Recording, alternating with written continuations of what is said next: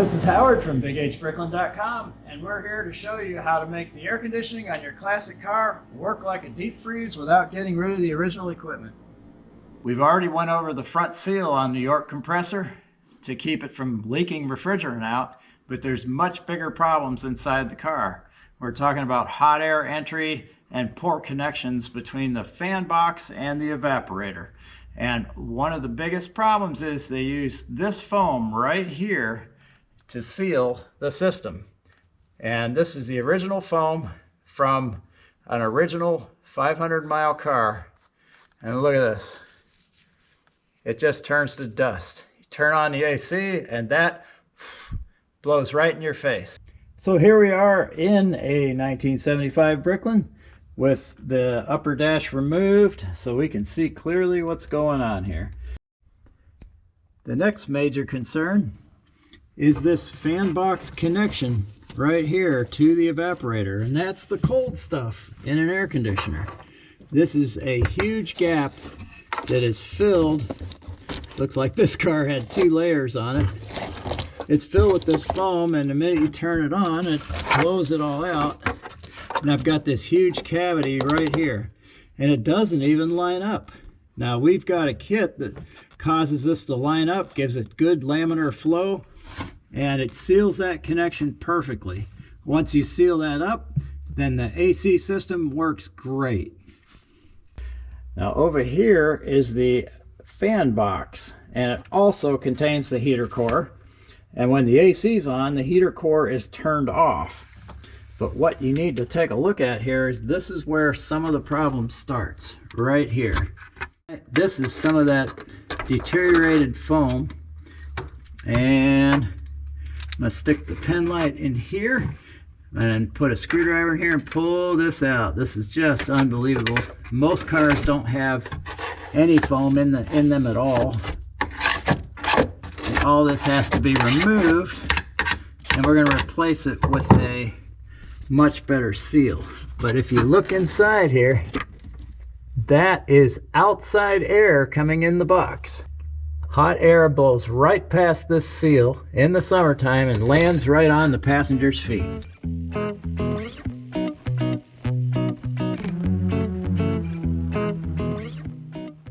The biggest leak on a Bricklin is the front seal, which is located in the front of the compressor. I have a video on it. I would definitely watch that. Get the seal kit, put it in.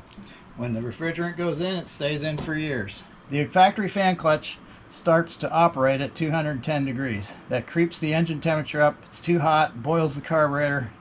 It's terrible. With modern fuels, you got a big problem there. Anyway, with the revised fan clutch, it's 180 degrees that it turns on. Lots of air goes across the condenser. AC works great. The water valve has to shut off when you're in maximum AC mode. When the temperature lever is turned all the way over to cold, this valve has to shut off. Most of these are rusted and rotten from people not changing their antifreeze. Parking brake boot. There's a huge hole in the floor. I got a video on that. It shows how much heat can actually go through the floor, and mice and everything else, of course. This is one of the biggest improvements you can make, is to get a permanent parking brake boot installed in the car. The next is the connection kit. The connections between the evaporator and the fan box do not match up. This gives laminar flow and gives a tight seal, and we also put a sealing wrap over top of it. The cowl seal, it's a piece of foam. It's rotted out. It's about as thick as this weather strip, and it leaks hot air right into the passenger compartment. The next thing is a sleeve to go over this hole right here in the steering column. This is located right next to the exhaust, and tons of hot air go all the way up the steering column, all the way up to the ignition switch and through every hole, blowing hot air all over the driver's feet. Then we have the high fan relay kit. It comes with the relays, circuit breaker, factory connectors. You just unplug your fan and plug your fan back into this. It'll give you 20% faster fan speed and get rid of all the voltage drop through the wiring, through the firewall, your ignition switch, and it'll keep from melting down the fan switch. Next item is revised door weather strip, but that's the last final step of getting the hot air out of the car. And next, the 2 cans of R12A refrigerant. Never use 134A. For maximum performance and stable engine temperatures, I recommend the aluminum radiator upgrade from BigHBricklin.com.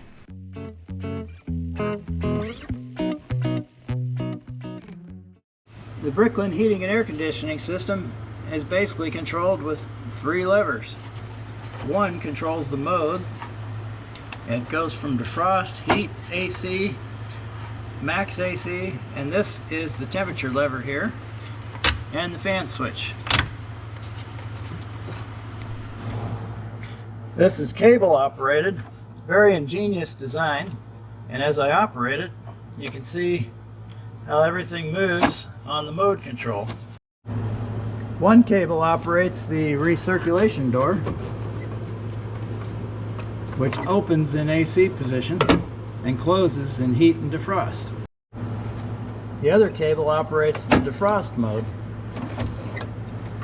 and that's located on the top of the plenum. The next cable operates the heat valve that directs hot air to the floor. This upper cable controls air to the side air ducts by opening and closing this flap. For smooth cable operation, lubricate each end with WD-40 spray. These side air ducts are located here, and there's one on the other side that's in the upper dash.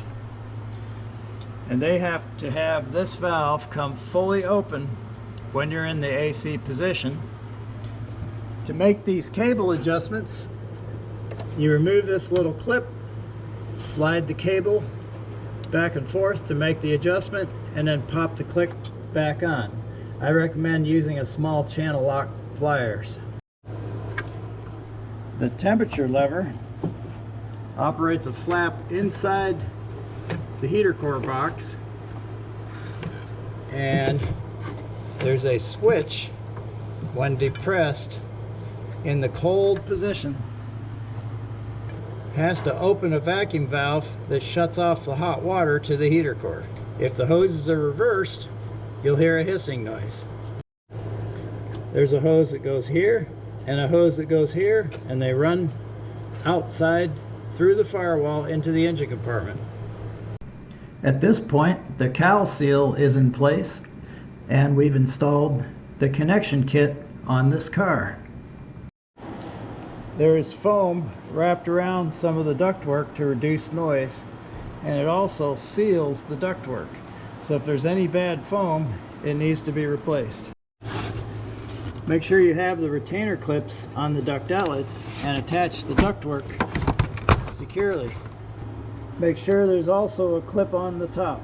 Once all the ductwork is in, the clips are in, the cables are adjusted, the water valve switch is adjusted, everything is in place with new foam, new seals, hot air out, cold air in. You can now start charging up the system and see just how cold she'll get. You'll see ice on the compressor and temperatures somewhere between 10 degrees and minus 10 degrees. Not unusual. This car read 10.5 degrees, and this one 5 years ago read -4. 5 years later, I reran the test.